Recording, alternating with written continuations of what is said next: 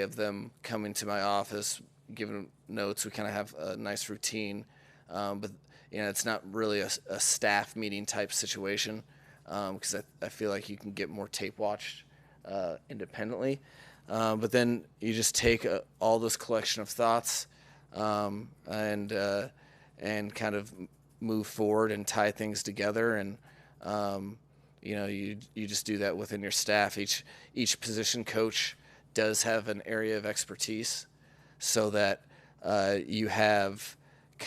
they can kind of approach it like they're the head coach of that situation, whether that's red zone or third down or short yardage, or 4 minute or backed up, all those different situations, so that instead of having a bunch of people trying to memorize tendencies and know the opponent inside and out across all phases, make sure that they know and they're responsible and held accountable for, okay, well, all right, it's short yardage, I know who to talk to, and bounce through.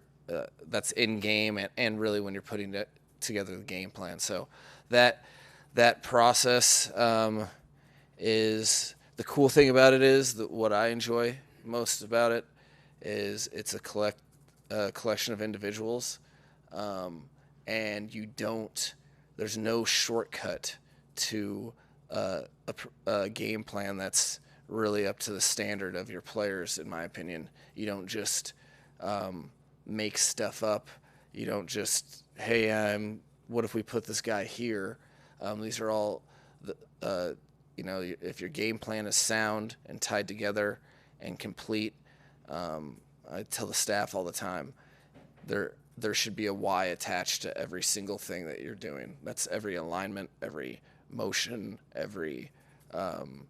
and that's kind of the way we approach it, and the way that the staff has really come together and understanding that there is a why, a reason for every little nuance, every variable, and even if the why isn't 100% accurate, just having the level of detail and preparation to have a reason behind it gives you a good chance to put players in position to make plays, which is the whole point. Mike, how much value do you put in being in first place at this time of year? About as much value as, how about a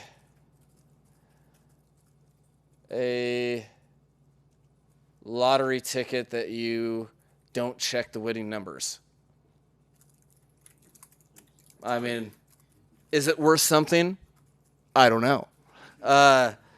It's kind of it's very similar to the way that I felt about our off-season program. If you guys recall, I gave the most time off to the players that that I've been around, that I'd experienced. I know they had experienced, and I gave it to them because I felt they deserved it because they won the first quarter. I thought that they won the first quarter of a game. Being in whatever place at this stage of the season is cool because each and every win, which puts you in first place, is hard-earned, not given, and so it is like winning another quarter of a game. But does that mean anything? I mean, it all depends on how you handle it. I think there is an element once you get closer to the end of the season that you feel pride in controlling your destiny.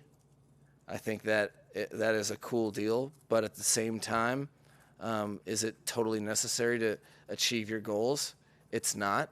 The point is that you continue to progress. So if I'm super fired up to be where we're at right now, if we continue to progress as a football team.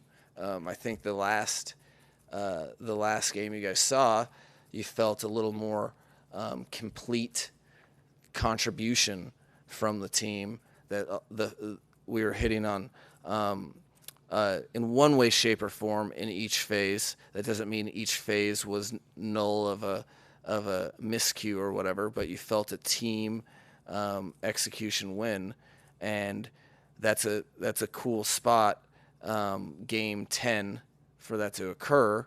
But literally nobody gives two about who's the Week 10 champion. So it's an accomplishment that isn't one that we're chasing, nor does anyone give, nor does it matter, except in the moment and how you use it. So I'm happy where we're at. I've been in first place and won the division after 10 weeks, and been in last place after 10 weeks and won the division. So it's neither here nor there.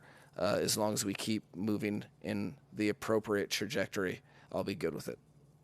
Bringing back Brennan Scarlett, what could he provide your front seven, and what did you see from him both when you had him off-season in training camp, and then also now working him out before signing? Excited to have him back, to add him to the group. Saw a ton of versatility and a level of combative attitude that I think is cool for any football team when you're a defensive player. I think adding him to the already really productive ascending crew of versatile players, I think just it helps the team, but more importantly, I think his addition helps the guys that are playing pretty well to have a little insurance, and who knows, maybe get him some live action at some point. I would tell you, but I feel like you're on Lovey's payroll, so. Mike, can you describe kind of the energy or the mood and the vibe in the building now coming in kind of home stretch? It's a very cool vibe because you get worried, call a spade. Like, we're above 500 at this stage of the season. You have a bye week. Do people get comfortable? Are people, and the vibe was exactly the opposite, exactly what I'd want to see, which was, a group of people that are confident but hungry, and that's what you want to gain from winning football games, is confidence, not any complacency. And so I haven't seen any of that. I see a team that recognizes they have an opportunity in front of them. Also recognize how, like it is every year, parity is crazy in the National Football League.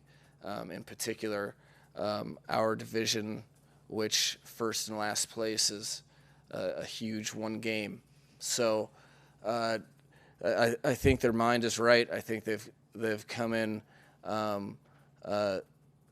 refreshed. I asked them to deliberately rest, and I feel like they did, but they definitely charged and ready to go to play the sport they love, and see how far we can take the team.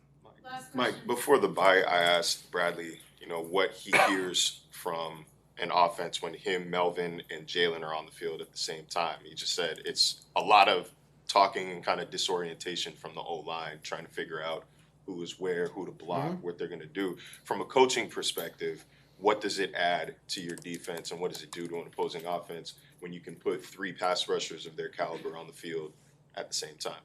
Well, I think